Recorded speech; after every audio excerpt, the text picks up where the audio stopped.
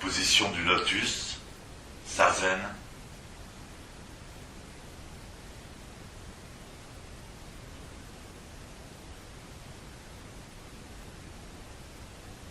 Dans le bouddhisme, on parle beaucoup de lotus. On voit le Bouddha assis dans un lotus, dans une fleur de lotus.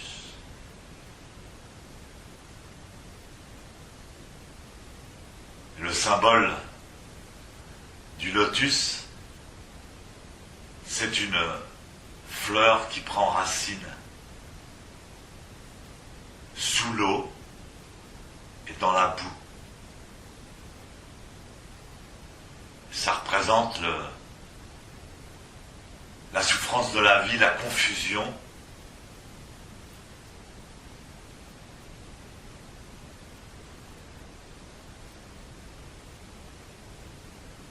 La souillure.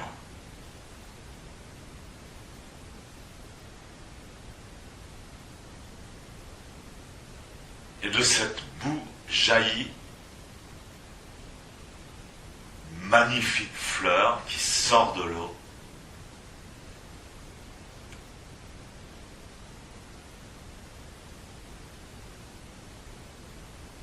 qui est majestueuse, équilibrée,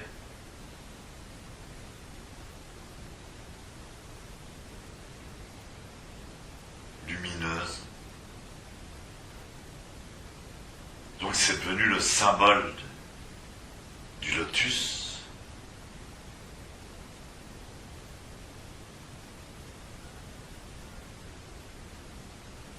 Le symbole du bouddhisme.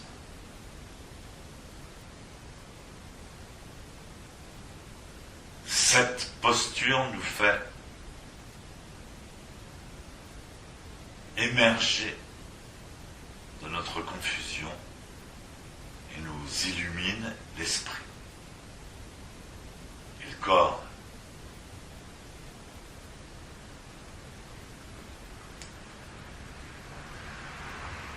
Elle nous fait comprendre ce que nous sommes.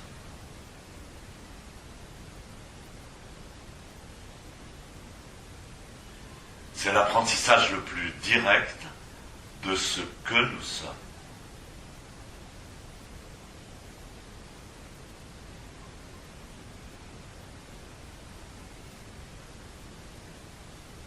En fait, en oubliant qui nous sommes, nous découvrons ce que nous sommes.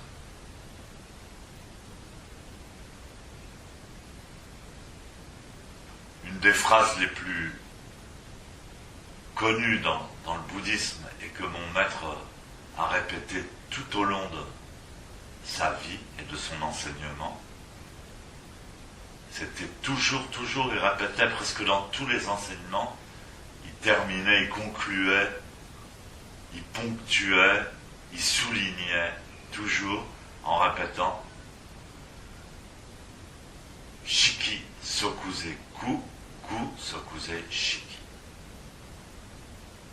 Ça définit complètement ce que nous sommes. Et ça définit complètement ce qu'est le lotus. Alors évidemment, la traduction de cette phrase, c'est Shiki. Shiki, en fait, c'est les phénomènes dans leur ensemble. Phénomènes. En particulier, en fait, c'est le matériel. Shiki. C'est ce qu'on peut voir, discerner. C'est un phénomène matérialisé.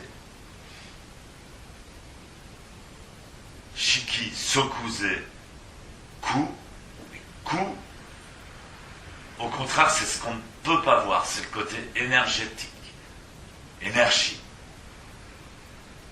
vide, espace.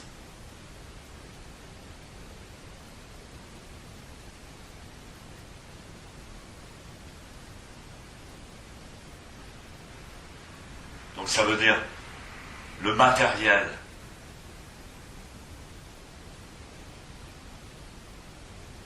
emplit même l'espace, et l'espace où le vide constitue le matériel lui-même, la matière elle-même. Cette phrase c'est comme une équation mathématique, comme un théorème.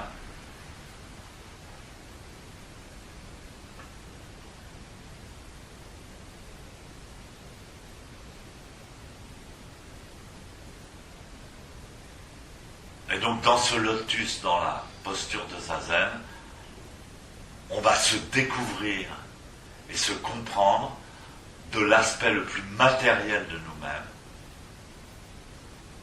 le plus solide de nous-mêmes, jusqu'à l'aspect le plus spirituel, le plus invisible, le plus subtil de nous-mêmes. C'est ça qu'on apprend à faire dans cette posture du lotus. Donc pour les débutants, les premières indications qu'on donne sont posturales.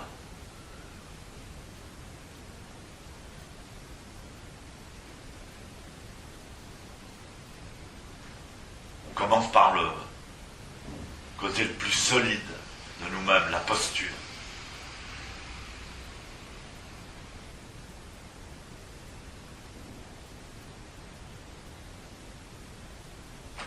On donne des indications sur la position de la tête,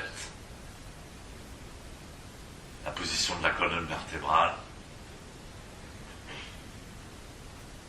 la position des épaules,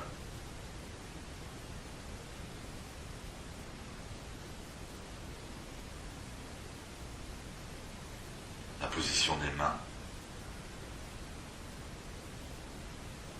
la position des yeux, de la bouche, de la langue,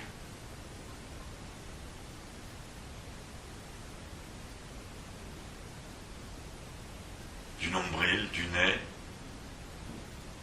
les jambes, les genoux.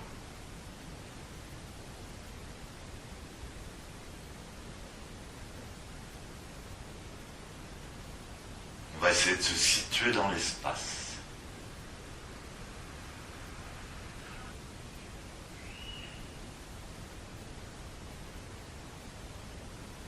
On va essayer de s'équilibrer, de se situer aussi au sein des forces.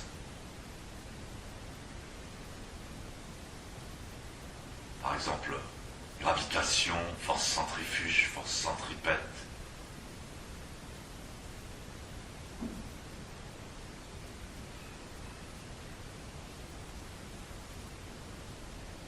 Ensuite, on va découvrir sa conscience.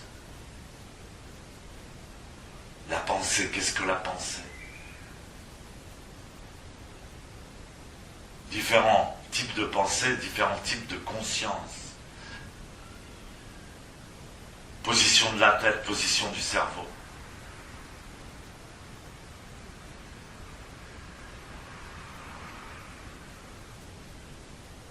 Découvrir au sein même de la pensée, de la conscience,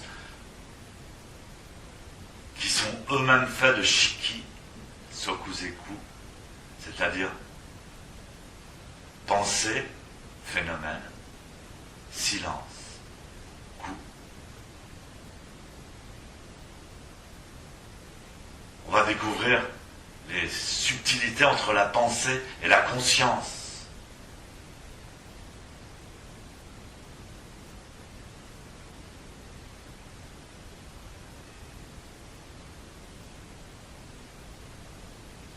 Jusqu'à arriver au souffle, conscience du souffle. Le souffle, c'est pas seulement la respiration. Le souffle, c'est la vie. C'est ce qui est vivant. Le souffle également est pensée. Le souffle également est conscience. Conscience silencieuse. Donc on va découvrir la pensée, la conscience de plus en plus subtile, de plus en plus invisible, de plus en plus profonde. Et tout ça, ça constitue ce que nous sommes.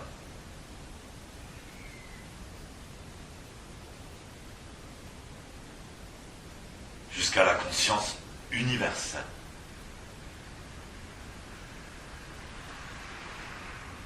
À laquelle on participe pleinement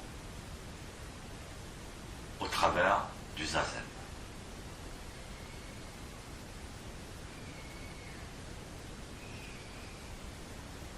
Donc c'est immense le zazen. C'est seulement à cause de l'ignorance, de l'appétissement humain, que la majorité ne connaissent pas, ne pratiquent pas.